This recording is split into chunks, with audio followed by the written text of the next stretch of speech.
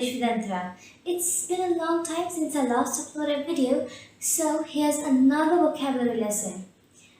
But this lesson is not only interesting and beneficial, but also humorous, because today we are going to look at 10 funny words in English. So such funny words make our lives more humorous. And if you use these words in your writing would definitely sound better. Plus, this lesson will also improve your vocabulary. If you want to add some humor in your writing, you can definitely add these words. But if your writing is quite emotional, it is still okay to add these words. So, I've included some of my own favorite words, as well as with some research I've included some other words, and I've created this beautiful list of funny words. So let's get started. So first of all, I've included one of my top favorite words, Brouhaha. Brouhaha. The weird pronunciation makes this word so funny. And the pronunciation is weird because this word is originally from French. It means a noisy or overexcited reaction. And also a hubbub. Hubbub is another really good and funny word. So now let's look at some examples.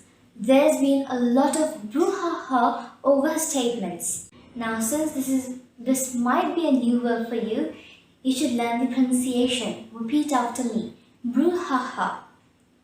Brouhaha. And remember, it's not spelled brouhaha, it's brouhaha.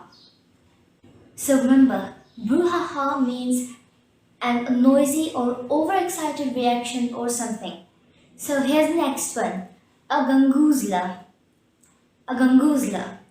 This is also a noun. And a Gongoozler means an idle spectator who does not participate in anything. A Gongoozler. Again, the pronunciation here is very funny to me. Now always remember, a Gongoozler gongoozles. So, to gongoozle is the verb form of Gongoozler. So let me really explain what Gongoozler actually means. Gongoozler means an idle person who watches everything and can understand everything, but the person does not participate in anything. Like, the person may not participate in games, competitions, or any fights. So now let's look at an example. Gongoozlers often like to collect canal-related artwork. So the next one is Hullabaloo. Hullabaloo. Hullabaloo is actually funny to me because of the pronunciation. And another reason is because we have a similar word in Hindi, which is Hullabulla. And that word also has a similar meaning to Hullabaloo. So Hullabaloo means a commotion or a kind of fuss. So let's look at an example. They finally stopped the production of the play because of all the hullabaloo.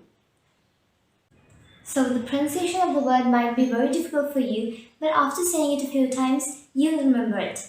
So say after me, hullabaloo. Hullabaloo. Stressing on the last loo. Hullabaloo. So, hullabaloo means a commotion or kind of a fuss. Let's move on to the next one. We have a verb now. To titter. To titter. Well, to titter means to giggle or to laugh. But titter is also a noun, which is a slight giggle or a slight laugh. But there is a subtle difference between titter and giggle. A titter is a slight laugh without saying anything, and giggle is a cheeky laugh while saying something, maybe cracking a joke. So now let's look at an example. Her stutter caused the children to titter. Her stutter caused the children to titter. And repeat after me, titter. Titter. And the next one is to lollygag. To lollygag. Well, this is another verb, and it means to spend time aimlessly and completely idly, maybe on some vacations or something. So here's an example. She goes to Switzerland every year to lollygag. Right, so let's look at the pronunciation. Lollygag. Lollygag. The stress is on the first syllable lol. Lollygag. Lollygag. So the next one is gobsmacked. Gobsmacked. Well, this is an adjective, and the origin of this word is what makes this word so funny. Well, first of all, gobsmacked means surprised or astonished. It can also be good and also bad. Well, gob actually means your mouth, and smacked means you smack it, which is really you smack your mouth in surprise, and that's why we use gobsmacked. So it's really smacking your mouth in surprise. I was gobsmacked. So let's look at an example. He was absolutely gobsmacked on hearing that his favorite vase was broken. So let's now look at the pronunciation. Gobsmacked. Gobsmacked. So at the end you should say t instead of a d. So it is gobsmacked. I was absolutely gobsmacked. So the next one is a fuddy-duddy. A fuddy-duddy. This is again a noun, which means an old-fashioned or a fussy person. So fuddy-duddy is a noun, but also an adjective, but it is commonly used as a noun. So for example, he probably thinks I'm an old fuddy-duddy. So now practice the pronunciation with me. Fuddy-duddy. Fuddy-duddy. So the stress is on the first f. Fuddy-duddy. Fuddy-duddy. So here's the next one. Hurly-burly. Hurly-burly. Similar to curly. Well, hurly-burly means busy or boisterous activity. For example, I'm tired of the hurly-burly of the city.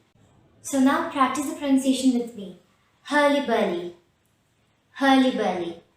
The next one is Askew.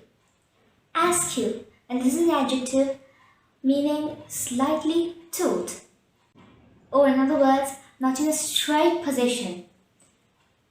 And askew also means slightly incorrect. So here's an example. Her hat was slightly askew, means not in a straight position. So practice the pronunciation with me. Askew. Askew. So the next one is a hoo-ha. A hoo-ha. And this is a noun. This is similar to Brouhaha and Hullabaloo. This means chaotic or chaotic situation. Like the book was causing such a hoo-ha. So here, practice the pronunciation with me. Make sure you elongate the vowels. Hoo-ha. Hoo-ha. Right, those were the 10 words in English. If you like this lesson, don't forget to subscribe to my channel and leave a like to this video, and suggestions are most welcome in the comment section. And I also have my website englishwithantra.in, where you'll find many posts on all the aspects of English, but I mainly focus on creative writing. I upload some of my poems, essays and paragraphs there. And if you like what I do, don't forget to subscribe to my channel, and before I upload any video, don't forget to check out these 2 videos, and I'll see you soon for another lesson. Bye! Now always remember, a Gongoozler gongoozles. So to gongoozle is the noun for. So now let's look at another word.